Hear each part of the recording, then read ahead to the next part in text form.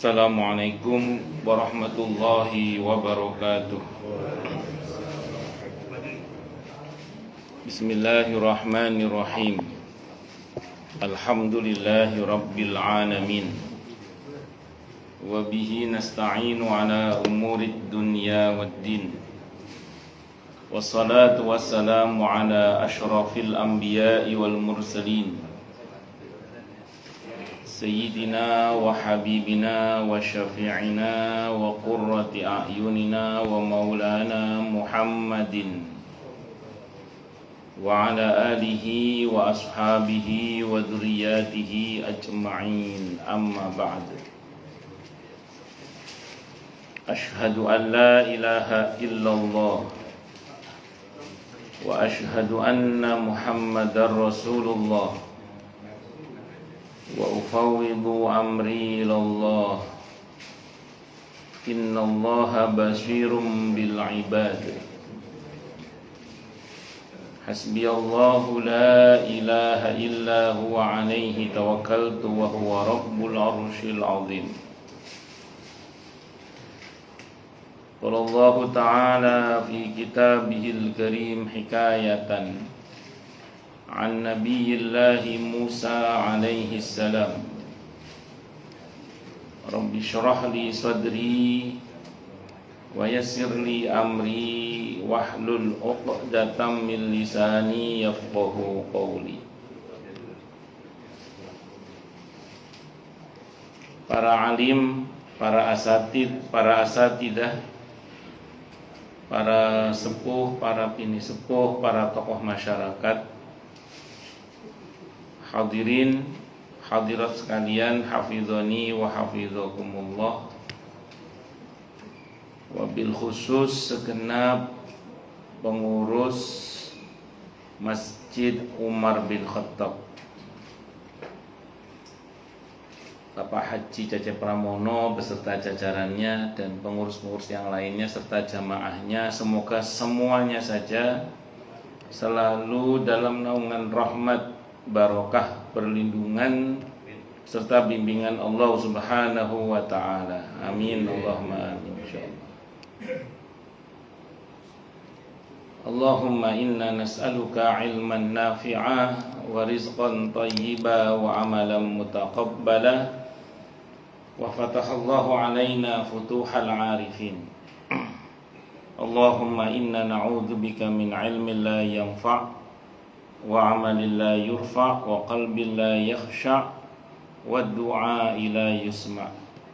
Allahumma ati anfusana taqwaha wa zakkiha anta khairu man zakkaha anta waliyuha wa maulaha.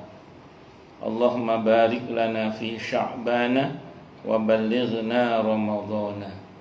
Allahumma sallimna ila ramadhan wa sallim lana ramadhan wa tasallamhu minna mutaqabbala. Amin Allahumma amin insyaallah.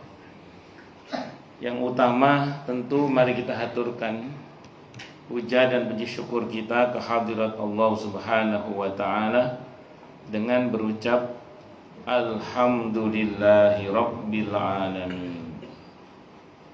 Mudah-mudahan dengan hamdalah ini nikmat dari Allah untuk kita ditambah. Karena Allah telah berjanji dalam Al-Qur'an di surah Ibrahim ayat 7, A'udzubillahi samii'il 'aliim minasyaitonir rajim. Wa idza adzana rabbukum la in syakartum la azidannakum wa la in kafartum inna adzabi lasyadid. Jadi kalau kita bersyukur, sungguh nikmat dari Allah untuk kita ditambah. Dan kalau kita kufur, kita diingatkan oleh Allah akan siksa yang sangat pedih. Ini janji Allah, dan janji Allah dalam Al-Qur'an itu la raiba fihi, tidak ada keraguan di dalamnya. Di antara penjelasan la raiba fihi adalah siapapun yang mengamalkan isi Al-Qur'an dengan keimanan dan keyakinan, maka Allah akan tunjukkan kebenaran Al-Qur'an itu kepadanya hingga tiada lagi keraguan dalam hatinya. Salawat dan salam semoga tercurah limpahkan untuk junjungan kita Nabi besar Muhammad sallallahu alaihi wasallam. Semoga kita semua diakui sebagai umat beliau. Amin, Allahumma amin, insyaallah.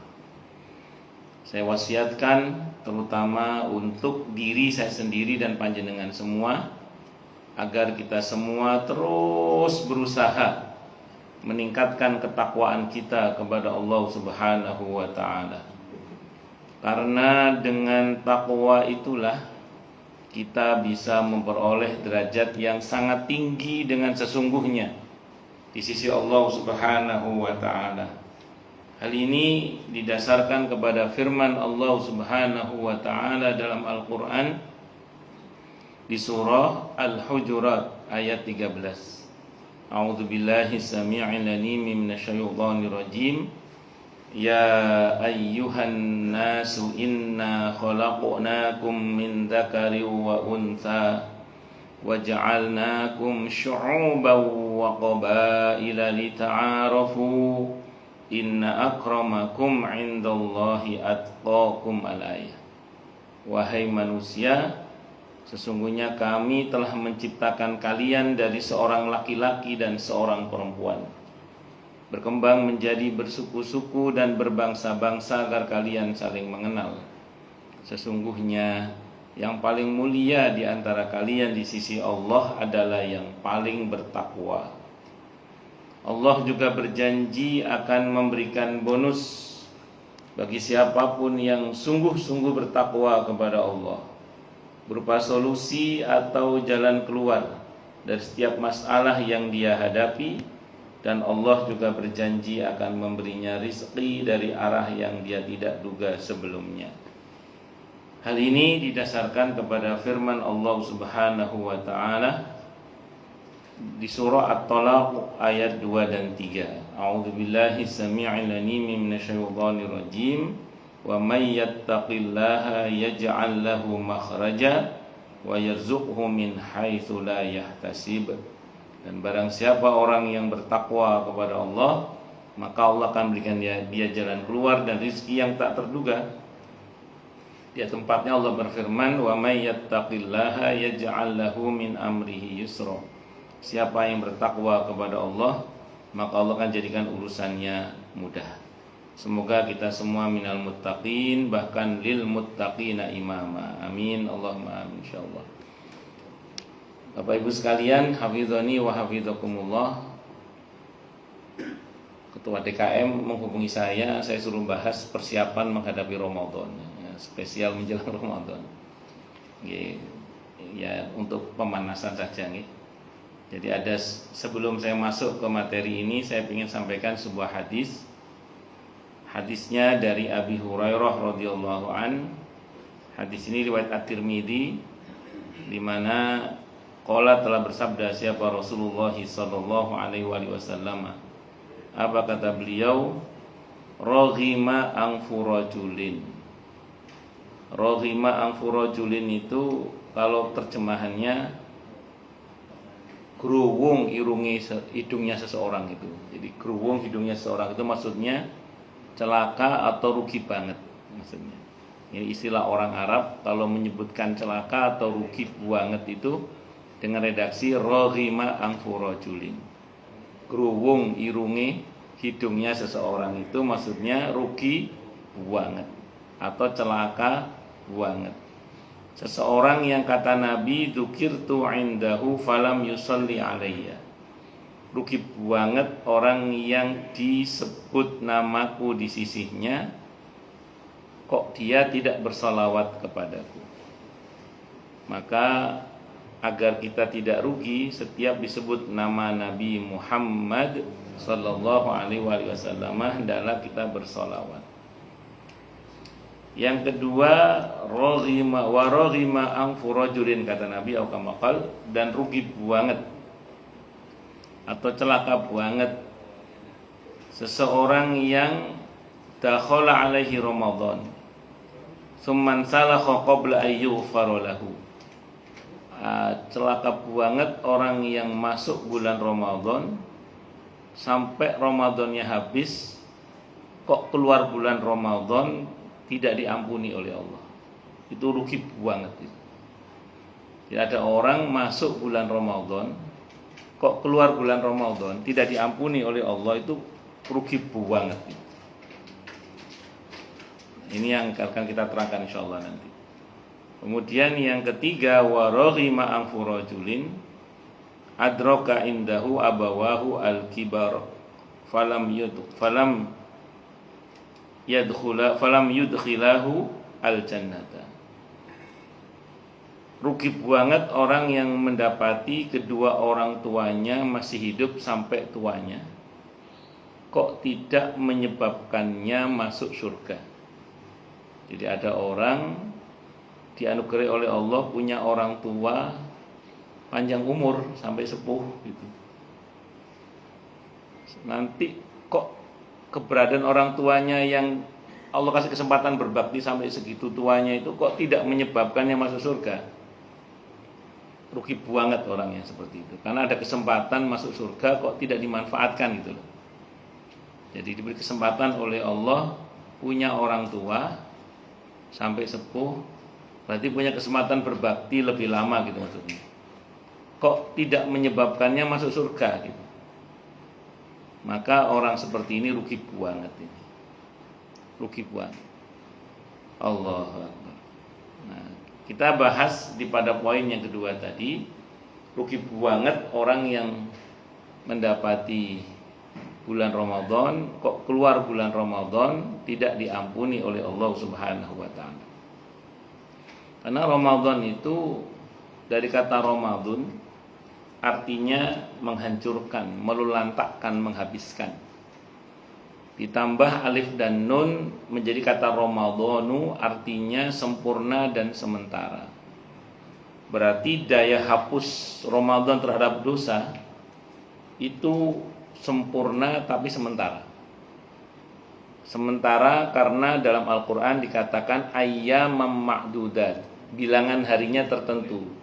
Bisa 29 hari, bisa 30 hari. Tadi malam apa ya itu ada yang nanya ke saya, beliau sore ya ada yang nanya saya, beliau pernah ada tugas ke Amerika katanya. Di sini beliau sudah puasa 30 hari. Sementara di Amerika itu kata dia saat itu pas sampai di Amerika itu dia puasa sehari lagi. Bingung dia. Yang betul saya puasa lagi apa cukup 30 karena Hijriyah itu kalau nggak 29 30. Sementara kalau masih di Amerika saat itu dia harus puasa sehari lagi katanya. Kata dia gitu. Berarti 31 hari dong berarti dia. Karena di Indonesia sudah puasa 30 hitungannya. Gitu. Maka saya jawab kalau pakai kebiasaan bilangan Hijriyah, Bapak nggak usah puasa udah karena sudah 30 hari. Karena usia Hijriah itu 29 sampai 30. Jadi nggak ada Hijriah 28, 31 tidak ada. Itu kalau mau menggunakan pendekatan bilangan hari di satu bulan dalam Hijriah. Tapi saya bilang kalau mau pakai ayat Al-Qur'an di surah Al-Baqarah 183 sampai 185 itu ada ayat yang berbunyi faman syahida minkum syahra falyasum. Barang siapa yang tinggal di satu negeri sementara di negeri itu masih Ramadan, maka dia wajib berpuasa. Gimana tuh? Pakai mana? Pakai ayat apa pakai fikih ini? Kalau ayatnya mengatakan siapa yang tinggal di satu negeri kalau di situ masih Ramadan masih wajib puasa. Masalahnya kalau puasa benturan dengan fikih nanti. Karena di fikih itu aturan puasa itu 29 atau 30, enggak mungkin 31. Nah, akhirnya saya bilang, "Bun, jangan pilih mawon lah." Ya, karena prinsipnya tadi ada dua keadaan yang serba sulit tadi. Kalau Anda nanya saya, kalau secara fikih memang sepatutnya berhenti sudah cukup 30 itu selesai. Cuma kalau merujuk pada ayatnya ya udah puasa aja. Ayatnya nyuruhnya itu kalau kita tinggal satu negeri, di negeri itu masih Ramadan, ya udah puasa. Di negeri itu masih Ramadan, itu seperti itu. Itu diantaranya. Nah, jadi Ramadan itu daya hapus terhadap dosa itu maksimal, luar biasa, sempurna, tapi sementara. Sementara hanya 30 atau 29 hari tadi itu. Makanya kok ada orang masuk bulan Ramadan, keluar bulan Ramadan kok tidak diampuni oleh Allah, berarti kebangetan. Bukan kebangetan, kebangetan berarti. Padahal potensi diampuninya itu luar biasa. Makanya kita harus betul-betul memanfaatkan bulan Ramadan ini untuk meraih sebesar-besarnya ampunan dari Allah Subhanahu wa taala. Bahkan kalau perlu dan semoga, bahkan ya kita semogakan itu tidak hanya ampunan yang kita peroleh, tapi pemaafan.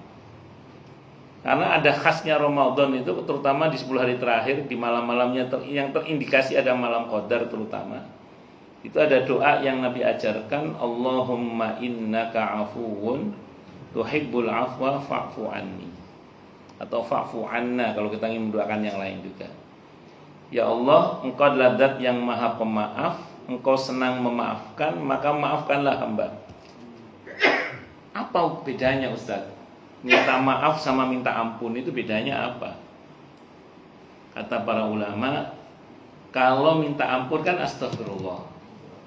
Itu ibarat ada luka, itu ditutup.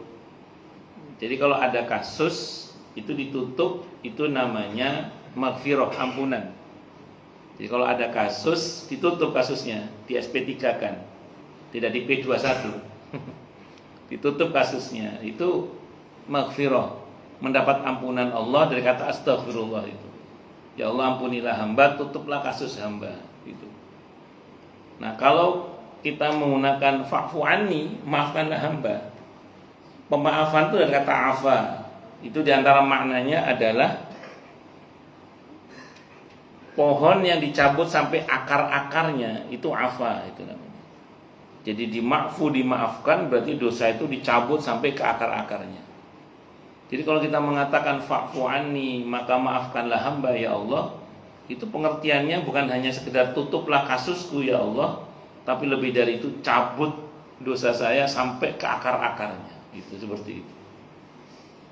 Ada yang nanya itu, Ustadz, emang dosa ada akarnya? Maka saya jawab, di antara nama dosa itu adalah ismun. Di antara nama dosa itu adalah ismun. Ismun itu artinya buntut yang panjang. Artinya, di antara maknanya ismun itu buntut yang panjang. Kadang perbuatan dosa itu buntutnya panjang. Ada yang berbuntut masalah ekonomi, masalah kesehatan, masalah rumah tangga, masalah macam-macam lah. Tapi jangan ya, nanti kalau ada orang punya masalah terus kita bilang ini pasti karena dosa. Nah, belum tentu. Bisa jadi itu pure murni ujian, bisa jadi itu pure murni untuk menyempurnakan kemuliaan itu. Jadi singkat kata singkat cerita, kalau kita bicara ini, maka pengertian dicabut sampai ke akar-akarnya itu betul-betul tuntas dosa itu diselesaikan oleh Allah. Mungkin yang sakit biidznillah jadi sembuh, mungkin yang punya utang lunas, mungkin yang masalah rumah tangga jadi bahagia. Pokoknya selesailah dengan izin Allah. Makanya di bulan Ramadan target kita itu sepatutnya bukan cuma mendapatkan ampunan Allah, tapi lebih dari itu bagaimana kita mendapatkan pemaafan dari Allah.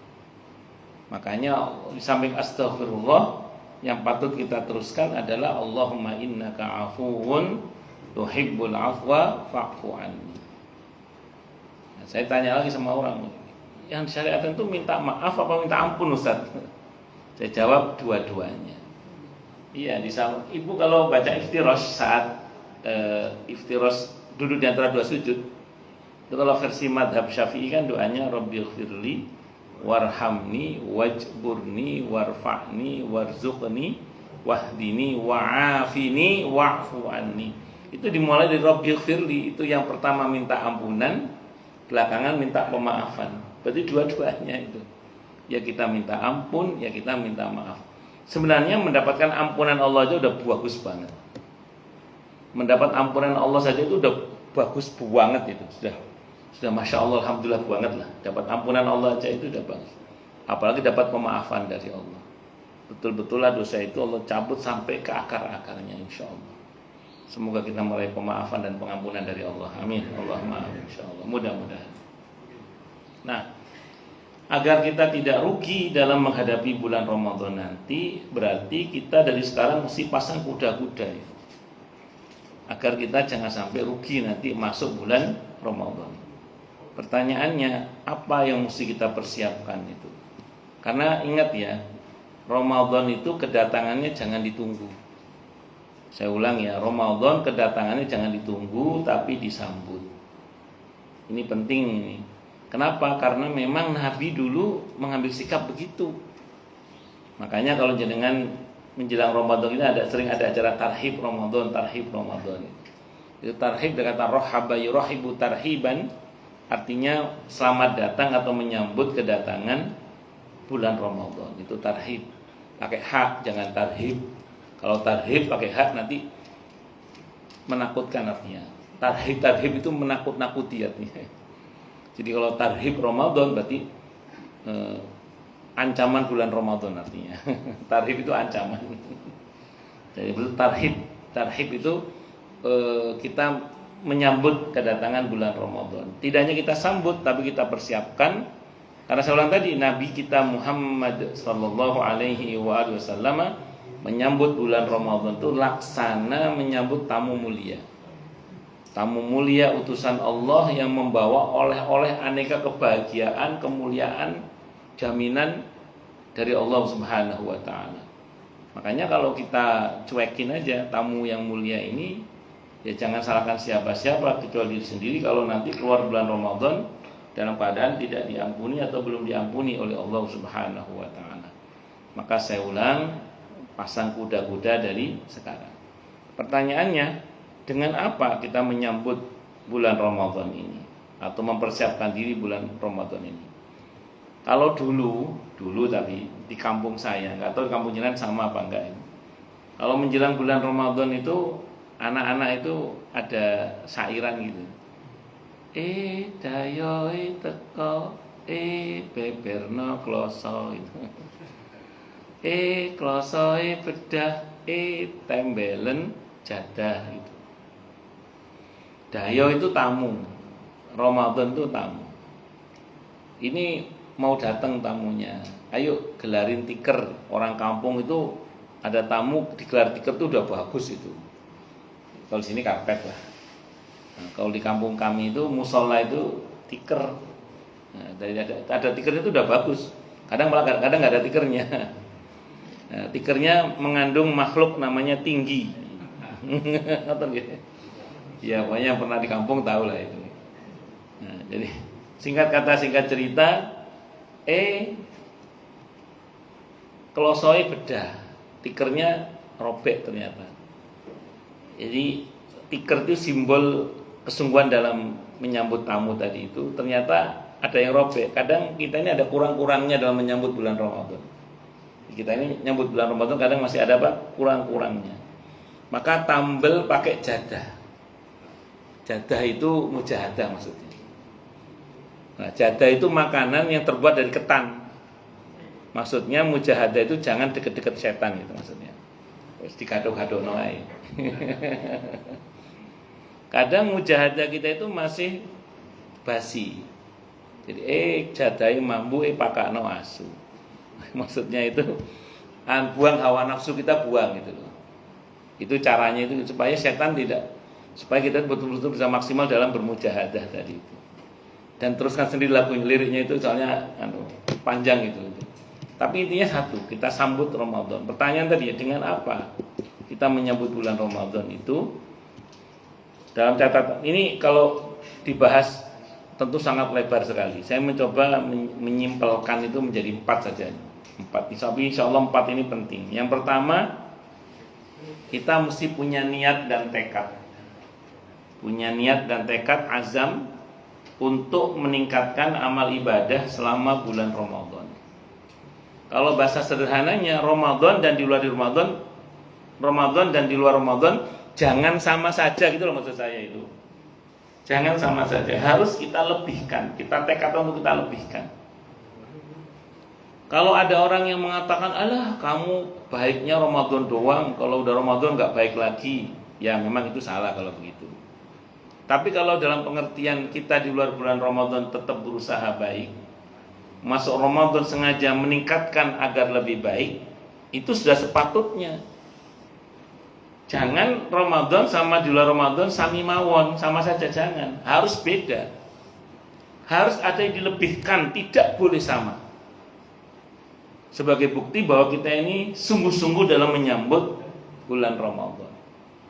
Nah, kalau sama saja, apa bedanya Ramadan dengan di luar bulan Ramadan? Besar harapannya pasca Ramadan, paling enggak kita itu bisa lebih baik daripada sebelum-sebelumnya gitu loh. Makanya Ramadan dengan di luar bulan Ramadan harus beda. Maka kita berusaha untuk meningkatkan amal ibadah kita, wabil khusus selama bulan Ramadan. Saya ulang tadi, besar harapannya pasca Ramadan keterusan gitu loh. Nah, kalaupun tidak keterusan paling enggak kan enggak jauh-jauh dari itu. Itu seperti itu. Nah karenanya kemudian saya ulang sekali lagi, tidak boleh sama, harus kita tekad Ramadan nanti, misalnya insya Allah tahajud full misalnya gitu. Nanti tekad bulan Ramadan sholat sunnah rawatib qobliyah ba'diyah full misalnya. Tekadkan aja dulu, dan itu dengan kesungguhan. Jangan Allah maha tahu kita sungguh-sungguh atau pura-pura Allah maha tahu gitu. Tekadkan nanti bulan Ramadan sedekah ditambah, dilebihkan misalnya. Tekad nanti bulan Ramadan satu sholat fardu satu juz misalnya gitu. Setelah sholat, bukan pas sholatnya ya. Kalau pas sholatnya satu juz ya keju. Maksudnya per selesai sholat fardu satu juz misalnya. Juz jambu. Jadi maksudnya apa ini? Ya kita niatkan, kita tekadkan, kita azamkan. Nanti bulan Ramadan bersikap lebih baik lagi kepada anak dan istri. Kalau istri pada suami, tekad gitu. Nanti tekad masuk bulan Ramadan lebih baik lagi dan berbakti pada kedua orang tua misalnya, baik yang masih hidup maupun yang sudah wafat. Kita lebihkan. Kalau selama ini mendoakan orang tua hanya selesai sholat 5 waktu, nanti setiap saat kita doakan, kita maksimalkan lagi misalnya. Ya, jadi pokoknya ya maksud tambahan transferannya itu dilebihkan pokoknya. Jangan sama gitu maksudnya gitu loh. Ditekadkan. Paling tidak, ini paling tidak ya. Kalau kita sudah bertekad, berazam, berkomitmen, bersungguh-sungguh niat dalam hati untuk seperti itu. Pertama, belum kita kerjakan saja kita sudah dapat pahala seperti kebaikan itu telah dikerjakan sekali utuh. Hadisnya muttafaqun alaih Bukhari Muslim. Orang kalau punya niat baik yang sungguh-sungguh itu dikerjakan, walaupun belum dikerjakan sudah diberi pahala sekali utuh seperti sudah dikerjakan gitu loh. Itulah keutamaan niat. Makanya jangan tidak punya niat. Pasang niat, pasang kuda-kuda, tekad gitu. Soal mampu tidak mampu itu terserah Allah. Yang penting kita niat dulu. Niat itu gampang kok. Dan Allah maha tahu siapa yang sungguh-sungguh dan siapa yang pura-pura. Satu dulu. Terus kalau kita punya niat, di samping sudah dapat pahala, itu berarti kita telah mengundang perhatian Allah dengan rahmatnya. Karena pahala itu rahmat Allah. Artinya kalau kita pasang niat untuk lebih bersungguh-sungguh dalam kebaikan di bulan Ramadan nanti, itu sama dengan kita itu mengundang perhatian Allah secara khusus. Kalau kita diperhatikan oleh Allah secara khusus, itu diharapkan kita mendapatkan taufik. Mendapatkan taufik, pertolongan dari Allah untuk kita ini mau dan mampu beribadah, beramal soleh dengan baik dan benar serta optimal di bulan Ramadan. Itu harapannya begitu. Tekad dalam hati, terus kita upayakan untuk mendapat pertolongan Allah dengan niat yang kuat tadi itu. Itu harapannya itu begitu. Ya, sehingga maaf ya, dalam kenyataannya nanti ternyata karena ada satu dan lain hal sehingga kemudian tidak terpenuhi apa yang kita niatkan itu, karena namanya manusia pasti ada keterbatasannya, tidak usah khawatir. Kita sudah dicatat punya amalan seperti yang kita niatkan, seperti telah dikerjakan sekali utuh. Itu kelebihannya itu begitu. Itu satu dulu. Kemudian yang kedua, jangan lupa berdoa. Menjelang Ramadan terutama, nanti di hari Ramadan juga terus berdoa. Berdoa, kenapa kok kita mesti berdoa? Karena secara prinsip kita ini tidak bisa kecuali dibisarkan oleh Allah. Kita ini tidak mampu kecuali dimampukan oleh Allah. Kita ini bisa karena dibisarkan, hebat karena dihebatkan, mampu karena dimampukan. La haula wala quwwata illa billah. Tidak ada daya meninggalkan maksiat dan tidak ada kekuatan untuk taat kecuali dengan pertolongan Allah. Nah, muncul pertanyaan, doa apa Ustaz yang mesti kita baca? Terserah, monggo. Gak ada aturan khusus. Cuman salafus soleh terdahulu itu, kalau udah masuk bulan Ramadan, menjelang bulan Ramadan, terutama di bulan Rajab itu, beliau punya kebiasaan doa, Allahumma barik lana fi Rajabah wa Sya'bana wa balighna Ramadan. Nah, ini bulan Sya'ban biasanya Allahumma barik lana fi Sya'bana wa balighna Ramadan. Nah, ditambah lagi, ini ada dalam kitab Lataiful Ma'arif, kalau udah masuk bulan Sya'ban menjelang Ramadan, para salafus saleh doanya Allahumma sallimni ila Ramadan wa sallim li Ramadan wa tasallamhu minni mutaqabbala. Jadi ya Allah, sampaikanlah aku ke bulan Ramadan dengan selamat. Maksudnya sampai bulan Ramadan sehat walafiat. Iya, masih hidup ya. Sehat iman, imun dan ekonominya. Sehat apa? Iman, imun dan ekonominya. Karena ada orang naudzubillah masuk bulan Ramadan sakit. Walaupun itu bukan hal yang jelek ya, tapi maksudnya harapan kita kan sehat gitu maksudnya itu. Maka besar harapan kita masuk bulan Ramadan dengan selamat kita, sehat walafiat, sehat iman, sehat imun, termasuk sehat ekonominya. Sehingga bisa optimal dalam berbuat baik di bulan Ramadan. Itu yang pertama.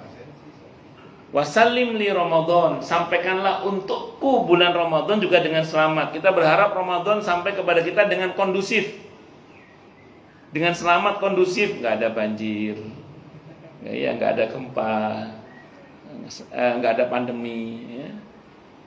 Karena ada di belahan bumi yang lain mungkin Ramadan masuk baru sahur bom meledak misalnya. Nauzubillah min syarri dzalik. Maka kita berharap pada Allah semoga Ramadan sampai kepada kita dengan selamat, maksudnya kondusif. Kondusif untuk kita beribadah, nyaman untuk kita beribadah, mendukung untuk kita beribadah. Nyaman bukan berarti terus ngantuk, bukan. Nyaman dalam arti ya. Nyaman untuk kita beribadah kepada Allah Subhanahu wa taala. Itu yang apa namanya? Salim li Ramadan. Terus wa tasallamhu minni mutaqabbala. Ya Allah, terimalah amal ibadahku bil khusus selama bulan Ramadan. Karena besar harapan kita satu Syawal itu nanti kita diwisuda oleh Allah sebagai alumnus terbaik Ramadan dengan gelar muttaqin. Amin Allahumma amin insyaallah. Mudah-mudahan. Nah, itu doa penting, doa ini. Karena saya ulang tadi, kita ini mampu karena dimampukan oleh Allah. Kalaupun ada orang bilang kita hebat karena dihebatkan oleh Allah, bahkan kita ini ada karena diadakan oleh Allah. Maka mohon kepada Allah agar kita ini diberi kemauan dan kemampuan. Karena ada orang itu punya kemauan, tidak punya kemampuan. Yang bahaya itu punya kemampuan, tidak punya kemauan, itu bahaya itu. Kalau punya kemauan, tidak ada kemampuan, masih mending itu. Tapi kalau punya kemampuan, tidak punya kemauan, ini bahaya. Maka semoga Allah anugerai kita kemauan dan kemampuan untuk beribadah dan beramal soleh secara optimal dan maksimal, wabil khusus selama bulan Ramadan, sehingga kita mendapatkan sebaik-baiknya hasil. Itu ridho Allah, cinta Allah, predikat muttaqin. Amin Allahumma amin insyaallah. Mudah-mudahan. Nah, saya mungkin sering cerita di banyak tempat. Saya itu kalau ini menjelang Ramadan begini ini, nanti plus insyaallah di malam-malam Ramadan saya usahakan lah itu minum air zam-zam gitu ya, minum air zam-zam sambil doa sama Allah, minta sama Allah. Di samping doa yang utama, Allahumma inni as'aluka ilman nafi'a wa rizqan wasi'a wa shifaan min kulli da', saya tambahkan, ya Allah anugerahkanlah untuk hamba kuat ibadah, kuat mujahadah, kuat melek gak ngantuan. Itu saya itu. Itu doa saya itu. Jadi mohon pada Allah kuat ibadah, kuat mujahadah, kuat melek gak ngantuan. Itu saya misalnya sambil minum air zam-zam. Kalau punya zam-zam Ustaz misalnya, ya pakai air apa di ruqyah gitu. Yang penting doa lah sama Allah. Yang penting doa sama Allah. Jadi mohon pada Allah kuat ibadah, kuat mujahadah, kuat melek nawa gak ngantuan. Mohon sama Allah. Katanya tidurnya orang puasa ibadah Ustaz. Jari sopo. Ya memang ibadah kalau untuk menghindari maksiat maksudnya. Daripada ngomong yang gak jelas, daripada melototin derajin, mending nawa tidur misalnya. Monggo lah silakan. Loh hubungannya derajin sama puasa Ramadan apa Ustadz? Kan katanya tidak boleh melihat dengan syahwat. Nah, kalau nonton sing ganteng-ganteng atau sing ayu-ayu kan khawatirin apa? Nah, khawatirin itu. Nah, dalam Islam itu ada satu dari yang mencegah kemungkinan yang tidak diinginkan. Bukan, mencegah kemungkinan yang diinginkan itu kalau yang itu. Mencegah kemungkinan yang diinginkan. Maka dihindari dulu. Nah, daripada melotot itu mending tidur lah. Itu baru namanya tidurnya orang puasa itu ibadah dalam konteks kalau menghindari apa tadi maksiat. Pun lanjut. Nah, itu tadi doa ya. Banyakin apa tadi? Doa. Mohon pada Allah. Kalau zikirnya bisa la haula wala quwata illa billah. Tidak ada daya meninggalkan maksiat, tidak ada kekuatan untuk taat kecuali yang pertolongan Allah. Karena sejatinya yang membuat kita ini semangat untuk taat itu Allah. Ya, sejatinya membuat kita senang taat itu Allah. Allah berfirman dalam Al-Quran di surah Al-Hujurat ayat 7 itu. Wa'lamu anna fikum Rasulullah law yuti'ukum fi katsirin minal amri la'anittum walakinnallaha habbaba ilaikumul iman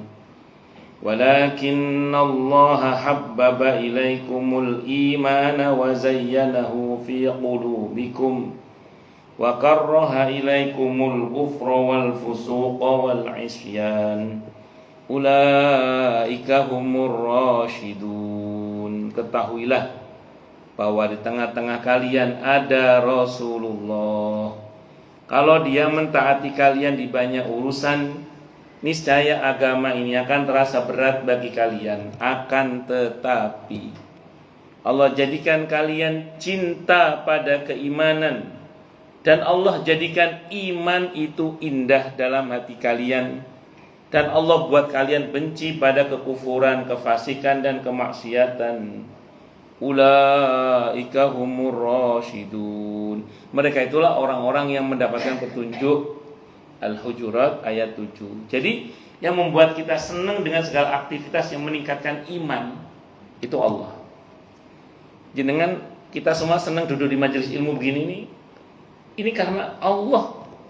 Karena Allah yang menghendaki kita untuk senang duduk di majelis ilmu begini. Yang mungkin 10 atau 20 tahun yang lalu kita nggak tahan lama duduk di tempat begini. Tapi hari ini kita senang berlama-lama di majelis ini. Bersyukurlah pada Allah. Ini anugerah dari Allah. Karena itu betul-betul anugerah dari Allah. Kita dibuat senang dengan segala aktivitas yang meningkatkan iman itu. Dan Allah jadikan iman itu indah dalam hati kalian, kata Allah. Indahnya iman ditandai dengan apa? Nikmat dalam beribadah kepada Allah. Ngurusi masjid seneng, memakmurkan masjid seneng, duduk di majelis ilmu seneng, zikir seneng, baca Quran seneng. Nikmat, karena merasakan nikmat itu anugerah dari Allah. Karena seneng taat otomatis dibuat seneng, nggak seneng maksiat, nggak seneng berbuat durhaka kepada Allah. Kalau hati kita seperti itu, bersyukurlah pada Allah. Berarti doa kita insya Allah sudah mustajabah itu. Ulaika humur rasyidun, kata Allah. Mereka seperti itu adalah orang-orang yang dapat petunjuk dari Allah. Semoga kita termasuk di dalamnya. Amin. Allahumma amin. Karena sejatinya tadi yang membuat kita mau dan mampu beribadah dengan baik dan benar dan optimal serta maksimal dengan hasil yang maksimal, sebaik-baiknya hasil, itu saya ulang sekali lagi, itu adalah Allah Subhanahu wa ta'ala. Makanya kalau sholat sebelum salam ada doa, Allahumma a'inni ala dzikrika wa syukrika wa husni ibadati. Kita mohon bimbingan dari Allah agar kita ini diberi kemauan dan kemampuan untuk beribadah dan bersyukur kepada Allah dengan baik dan benar. Beribadah, bersyukur dan berzikir kepada Allah dengan baik dan benar. Itu harapan kita ini. Itu diantaranya. Pun. Kemudian yang ketiga, bantu banyak orang untuk beribadah kepada Allah, wabil khusus selama bulan Ramadan, agar kita mendapatkan bagian pahala yang sama dengan mereka yang kita bantu itu. Dalilnya Ustaz, An-Nisa ayat 85. May yashfa' syafa'atan hasanatan yakul lahu nasibum minha. Siapa yang berikan pertolongan yang baik, maka dia akan dapat bagian pahala yang sama dengan pertolongan tersebut atau yang ditolong tersebut. Maksudnya bagaimana ini? Yang ketiga ini begini. An-Nisa ayat 85. Sekarang maksudnya apa ini maksudnya? Yang dimaksud dengan membantu banyak orang itu kok penting sekali, itu maksudnya gini.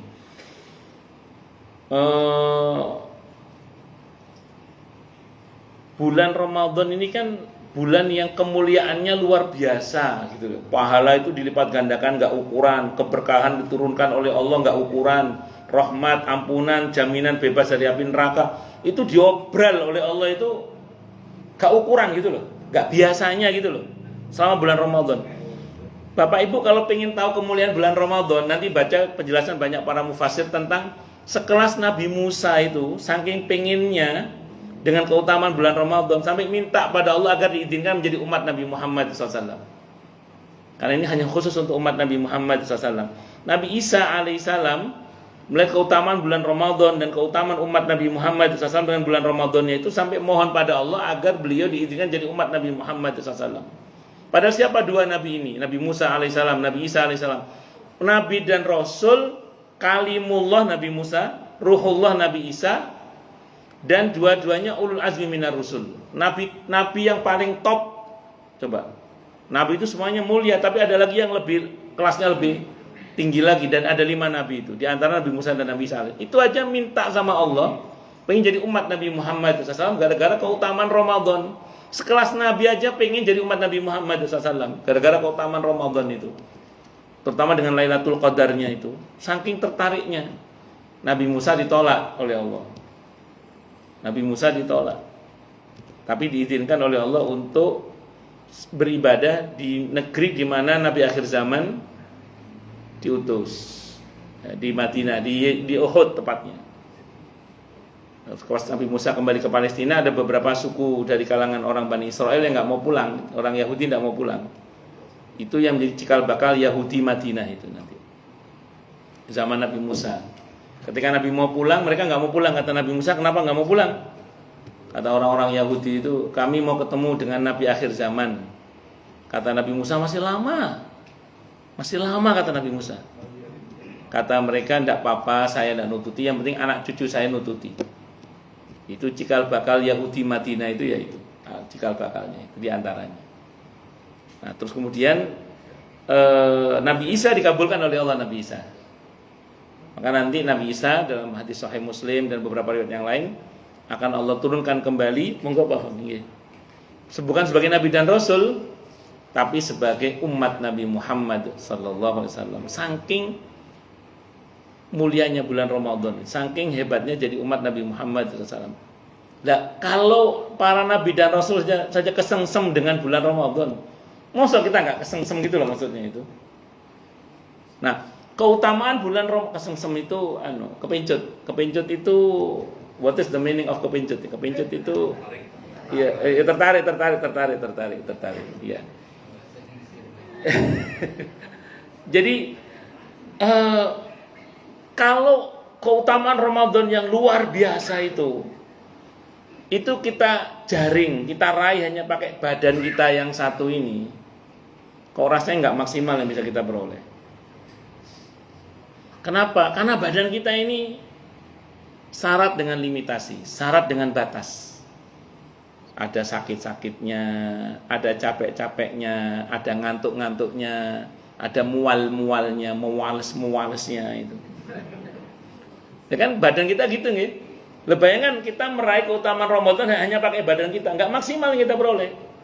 Maka kita libatkan banyak orang untuk beribadah kepada Allah dengan cara kita membantu mereka, yang dengan bantuan kita itu setiap ibadah mereka kita dapat bagian paling sama dengan mereka. An-Nisa ayat 85 tadi. Contohnya Ustadz, bayar listrik masjid misalnya. Apa bayar listrik masjid? Kita bayar listrik masjid, bayar airnya masjid. Sekian banyak orang yang beribadah di masjid ini merasa nyaman beribadah kepada Allah di masjid ini karena kita yang bayar listriknya, karena kita yang bayar airnya.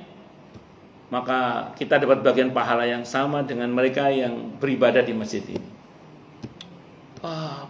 Listrik masjid mahal Ustaz. Kalau sendiri mungkin mahal. Kalau barang-barang kan buatan toh. Kan ada kota amalnya nggih Pak, di KMB. Ya, monggo ada kota amal itu, barang-barang. Itu seperti itu. Bisa dipahami nggih? Nah, itu contoh aja. Dan kebayang enggak muadzinnya masjid ini pas adzan? Salah satu pahalanya, bukan salah satunya Pak, salah satu pahalanya muadzin itu mendapatkan pahala yang sama dengan sekian banyak orang yang sholat karena mendengar adzannya. Itu adalah fikih sunnah itu.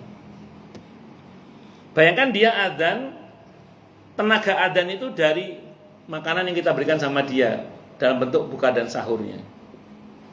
Jadi muadzin kuat adzan itu tenaganya rupanya dari menu yang kita berikan sama dia, makanan yang kita berikan sama dia untuk sahur dan berbuka. Itu baru muadzin, belum imamnya. Imam itu sholat mendapatkan pahala, di antaranya bukan satu-satunya, salah satunya adalah sekian, di samping pahala sendiri dia dapat pahala sekian banyak orang yang sholat di belakangnya. Dan bayangkan sholatnya imam itu, dia kuat imam itu rupanya sahur dan bukanya kita yang ngasih. Itu baru imam sama muadzinnya, belum penceramahnya. Itulah ya. Buyar, yang terakhir bercanda itu. Nggih, ngoten nggih, bisa dipahami nggih. Artinya gini, ambil kesempatan itu. Belum merbot yang membersihkan masjid ini. Sekian banyak orang merasa nyaman beribadah di masjid ini karena merbot membersihkannya. Itu merbot dapat bagian pahala yang sama dengan sekian banyak orang yang sholat di masjid ini. Dan merbot itu kuat kerja itu karena kita yang ngasih makan sahur dan bukanya. Kebayang nggak itu bagaimana berapa pahala kita itu? Ustadz, mohon maaf nih, kalau yang berduit kan nggak ada masalah. Kalau yang nggak punya duit gimana Ustadz? Kan fakta di lapangan tidak semua orang duitnya gagah. Maka jawabannya gampang, kasih tahu yang punya duit, caranya gitu. Jadi yang duitnya nggak gagah, kasih tahu yang duitnya gagah. Dengan kita memberitahu, kita akan dapat bagian pahala yang sama dengan mereka yang melakukan pemberitahuan kita. Hadisnya Sahih Muslim. Man dalla 'alal khair falahu mislu ajri fa'ilihi. Nah, jadi kalau kita memberitahukan satu kebaikan, maka kita akan dapat pahala yang sama dengan yang diberitahu, yang mau mengerjakan kebaikan yang kita beritahukan tadi itu. Itu hadisnya Sahih Muslim. Sekarang bayangkan saja nih.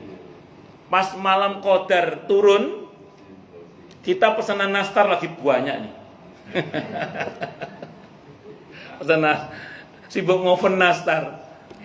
Kira-kira maksimal nggak yang bisa kita peroleh dari malam Qadar itu? Mungkin kurang. Tapi tidak usah khawatir. Kecuali ngoven nastarnya sambil bersolawat, sambil istighfar mungkin maksimal. Taruhlah misalnya saking fokusnya itu sampai lupa misalnya gitu ya. Tapi itu ketutup kekurangan kita itu gara-gara apa? Gara-gara masjid di mana kita pernah bantu orang pada iktikaf di situ dengan nyaman, qiyamul lail dengan nyaman, terus ngaji dengan nyaman, sehingga kemudian tahdar dengan nyaman. Walaupun tampaknya kita lagi ngoven nastar itu, kita dapat pahala yang sama dengan orang yang kita bantu i'tikaf di masjid itu. Itu kelebihannya itu. Itu untuk menutup kekurangan. Tapi jangan gini ya, mentang-mentang udah bantu masjid banyak, sudah bantu orang banyak, terus berarti saya sudah dapat pasif income banyak, berarti santai aja. Jangan itu. Tetap kita mujahadah bahwa ada kurang-kurangnya, insya Allah ketutup di situ, insya Allah. Ngoten nggih? Insya Allah. Ini manfaatkan mumpung Ramadan. Apa? Mumpung Ramadan. Itu seperti itu. Dan yang terakhir, yang keempat, upayakan agar amal kita diterima oleh Allah. Nah, kata kuncinya dua, ikhlas dan benar. Untuk benar pakai ilmu dan ittiba. Ittiba semangat ngikut sunnah Rasulullah Muhammad SAW. Kalau ilmu ya pelajari ilmu puasa. Bagaimana agar puasa kita ini tidak batal dan diterima pahalanya juga oleh Allah. Kalau misalnya ada terjadi sesuatu yang membatalkan pahala puasa, segera tobat minta ampun kepada Allah. Ini pentingnya ilmu ya. Terus ittiba ngikuti sunnah Nabi kita Muhammad SAW. Sunnah Nabi itu intinya apa kalau Ramadan itu? Intinya ini intinya. Nabi itu di luar bulan Ramadan pribadinya sangat baik. Masuk bulan Ramadan beliau amat sangat jauh lebih baik lagi, wis kurang apa wis. Intinya gitu aja. Pokoknya sengaja grafik dinaikkan gitu aja.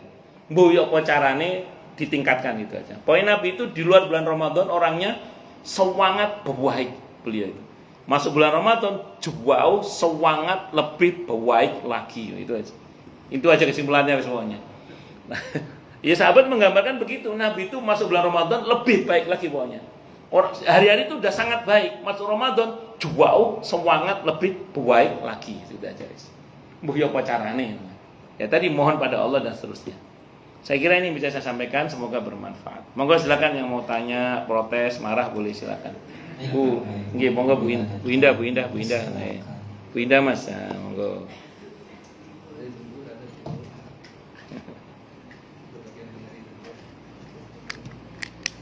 Assalamualaikum warahmatullahi wabarakatuh. Waalaikumsalam warahmatullahi wabarakatuh. Pak Ustadz mau nanya tadi, Pak Ustadz, kalau misalnya kita jadi pengurus kan, atau kita sholat di masjid, itu kan jamaah kan beraneka ragam ya karakter. Walaupun yang ke masjid itu katanya orang-orang yang beriman dan bertakwa. Terus. Nah, kadang-kadang kita tuh lupa sebagai pengurus masjid itu kadang mungkin capek atau saking banyaknya jamaah, sehingga kadang-kadang kita tuh suka berbuat yang ketus atau misalnya jutek sehingga jamaah itu kapok ke masjid. Misalnya, dan lebih bahayanya lagi, jamaah yang tidak puas dengan kelakuan pengurus itu biasanya ngomong kemana-mana, jangan ke masjid itu, ya ampun dia orang jutek dan segala macam. Ustadz, kalau yang kayak gitu, sebagai misalnya saya lah yang anggapnya jutek, pernah jutek ke jamaah, apakah itu menjadi dosa jariah saya? Karena saya, orang itu gak mau ke masjid, dan orang itu ngomong lagi ke orang-orang, dan orang-orang lain juga gak mau ke masjid. Itu aja Ustadz, terima kasih. Assalamualaikum warahmatullahi wabarakatuh. Waalaikumsalam warahmatullahi wabarakatuh. Yang saya pahami dari yang Ibu katakan, jadi aslinya Ibu tidak jutek, Ibu capek. Nah, namanya capek kadang keluar tek gitu kan. Sebenarnya mirip saya juga sebenarnya mirip. Saya itu kalau ngajar, kalau lagi sabar itu zamanannya saya dengerin ya Bu gitu. Kadang ada beberapa jamaah itu ngeselin juga itu. Kadang saya langsung keluar songongnya itu, keluar kata-kata agak kasar itu. Anda baru baca satu buku aja udah ngomong kayak gitu. Nah, kadang keluar kata gitu, kadang keluar juga. Namanya manusia kadang ada capek-capeknya. Nah, secara prinsip insya Allah apa yang terjadi pada Ibu Indah tidak termasuk dalam kategori dosa jariah. Karena itu pure murni hal yang sifatnya manusiawi. Dan sebenarnya itu ujian juga bagi Ibu, bagi dia juga. Karena kalau dia ikhlas, mau pengurusnya jutek, mau nggak jutek, yang dilihat bukan pengurusnya tapi masjidnya. Ini rumah Allah. Ini kesempatan itu membuatkan, apalagi terus dia jadi provokator, memprovokasi orang untuk tidak ke masjid ini. Ibu tenang, itu bukan dosa jariah. Kecuali memang dari awal Ibu begitu orangnya. Ada Ustadz, ada orang pengurus yang tidak ramah memang. Pengurus yang memang tidak ramah, sehingga maaf ya ada beberapa masjid yang orang kapok ke situ. Kenapa? Karena memang mungkin pengelola masjidnya memang nggak bagus. Dan itu ya ada main ini itu macam-macam lah. Ya kalau itu Itu baru namanya dosa jariah. Ini enggak, ini kan insidentil. Kasistik lah, tidak selalu gitu. Bahwa ada masa dimana kadang kita capek itu wajar. Apalagi setelah itu kan ibu tidak begitu terus kan, hanya ya sekali waktu saja. Sama bu, sama. Saya sebagai ustadz juga gitu sama. Saya itu secara pribadi itu kadang seringnya, alhamdulillah masya Allah ya seringnya itu saya sabari itu cuma saya ngomong saya dengerin aja. Kadang namanya orang ada capek-capeknya, sehingga kadang saya nggak gini, kadang begini. Kadang gitu, kadang ya gitu nyeletuk itu. Anda baru baca satu buku aja udah ngomong kayak gitu. Kadang keluar gitu. Kadang ya ada yang kapok nggak ngaji lagi itu ya ada. Saya masih ingat betul itu. Tapi alhamdulillah terus ngaji lagi. Karena memang itu bukan sifat kebiasaan kita. Itu hanya insidentil aja. Namanya manusia kadang ada capek-capeknya. Insya Allah bukan dosa jariah. Insya Allah. Pertanyaan ibu itu mirip pertanyaan orang PLN. Saya itu pas ngajian di PLN. Kan saya pas ngasih materi ini, ada yang nanya, Ustadz, dari tadi Ustadz bilang orang kalau bantu listrik masjid. Nah tugas saya di PLN bagian mutus listrik masjid, Ustadz. Jadi kalau ada musola atau listrik masjid yang tidak tidak bayar, itu saya bagian mutus. Itu kira-kira saya bagaimana Ustadz, kata dia. Karena dia di PLN tugasnya bagian mutus. Saya bilang, Bapak tetap dalam kebaikan karena Bapak menjaga keseimbangan. Saya bilang gitu. Ya kan dia bukan jahat kan, dia menegakkan disiplin. Itu seperti itu. Bahwa memang ada masa di mana kalau yang kebangetan ya diputus misalnya, dan diputus itu sebagai bentuk keseimbangan agar semua roda tetap berjalan sesuai dengan keharusannya. Gak ada masalah, saya bilang gitu. Wallahu a'lam bishawab. Ngoten nggih Bu. Monggo yang lain silakan kalau ada. Oh, Bu Rita, monggo Bu Rita.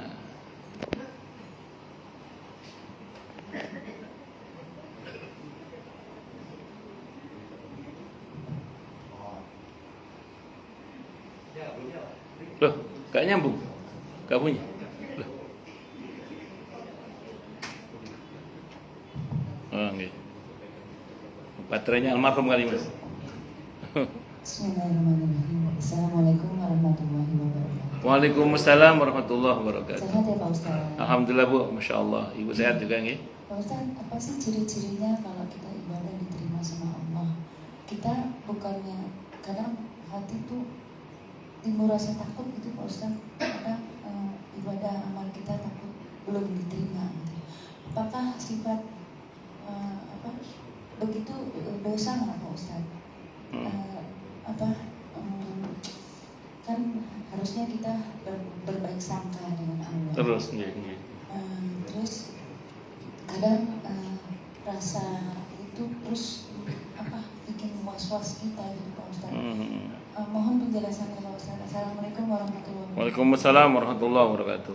Saya itu dalam hal ini lebih condong kepada manhajnya Abil Hasan Asyadzili rahimahullah.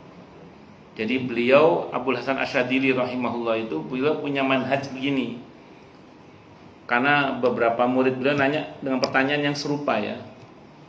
Saya kadang ragu Syekh kalau bahasa kita, diterima nggak amal ibadah saya, diterima nggak tobat saya gitu. Nah beliau melihat ada gejala setan main di situ. Sehingga orang kalau awam, kalau kurang ilmu maksud saya, itu kalau ngambil kesimpulan bisa salah. Misalnya gini, setan menggoda dia gini. Kalau gitu percuma kan kamu tobat, belum tentu diterima. Capek-capek tobat ternyata belum tentu diterima. Udah gak usah tobat gitu. Atau provokasi, kamu capek-capek ibadah belum tentu diterima. Mending gak usah ibadah daripada gak diterima ya. Itu kesimpulan yang salah dari orang-orang yang awam biasanya. Karena godaan setan itu. Maka Abil Hasan itu mencoba mengkat bisikan setan itu dengan begini kata beliau. Sudah gini aja kata beliau.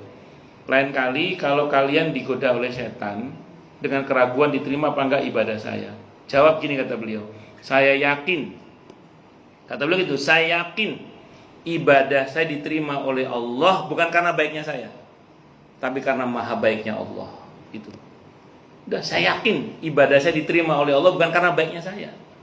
Kalau kita mengaku karena kita yang baik, berarti ujub, tidak boleh. Tapi harus yakin karena maha baiknya Allah. Kita di dalam sholat itu diajari baca di iftiras itu wajburni. Wajburni itu diantara maknanya apa? Tutupilah kekurangan-kekurangan hamba ya Allah. Siapa kita yang sempurna coba? Gak ada. Dalam Islam itu jalan kesempurnaan, kecuali para nabi dan rasul ya, jalan kesempurnaan itu tidak ada. Yang ada jalan kebaikan. Dan itu buahnya. Setiap kita pasti ada kurangnya, pasti itu. Karena begitu kita mengatakan sempurna, sombong kita.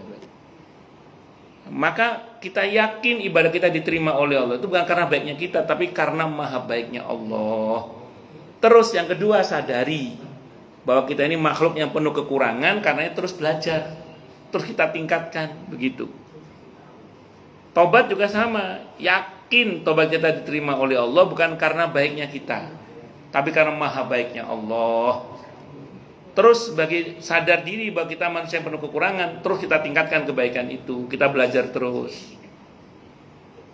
Nonton Ibu ditanggi. Nah, kalau Ibu nanya apa ciri orang yang amal diterima oleh Allah, kata Ibnu Abbas, saya bacain dalam kitab Ad-Da'wah Dawa karya Ibnu Qayyim Al-Jauziyah rahimahullah, ada 5 tanda kalau amal itu diterima oleh Allah. Pertama, adanya nurun fil qalbi, cahaya dalam hati. Yang kedua, diyaun fil wajhi, air mukanya cerah. Yang ketiga, quwwatun fil badan, badannya jadi menguat untuk beribadah. Yang keempat, mahabbatun indal khalqi atau lil khalqi, lebih mudah mencintai sesama. Yang kelima, jalbu rizki, menarik rizki, kata beliau. Ini ada rincian pembahasannya, tapi panjang, butuh 5 SKS. Monggo silakan yang mau tanya berikutnya. Jelas semua? Atau tidak jelas semua? Cukup dulu nih. Kita tutup dengan hamdalah. Alhamdulillahirabbil alamin. Semoga kajian kita bisa bermanfaat, mubarakah fid dini wa dunya wal akhirah, untuk kita, keluarga kita dan seluruh umat Islam semuanya. Dan mudah-mudahan kita semua dijadikan oleh Allah sebagai orang-orang yang sukses dunia akhirat, selamat dunia akhirat, bahagia dunia akhirat, dan dipermudah setiap urusan kita oleh Allah fid dini wa dunya wal akhirah. Semoga Allah limpahkan hidayah selalu untuk kita, semoga Allah tingkatkan selalu hidayah untuk kita, dan semoga Allah berikan hidayah untuk siapapun yang melihat kita. Subhanakallahumma bihamdika asyhadu an la ilaha illa anta astaghfiruka wa atubu ilaik. Sallallahu alaihi Muhammad wa ala alihi wasallam. Saya mohon maaf. Assalamualaikum warahmatullahi wabarakatuh. Waalaikumsalam warahmatullahi wabarakatuh. Alhamdulillah, syukran katsiran, jazakallahu khair. Wa Ustaz Subhan Ustaz Haji Muhammad Subhan Muhammad atas penyampaian ilmunya, semoga bermanfaat untuk kita.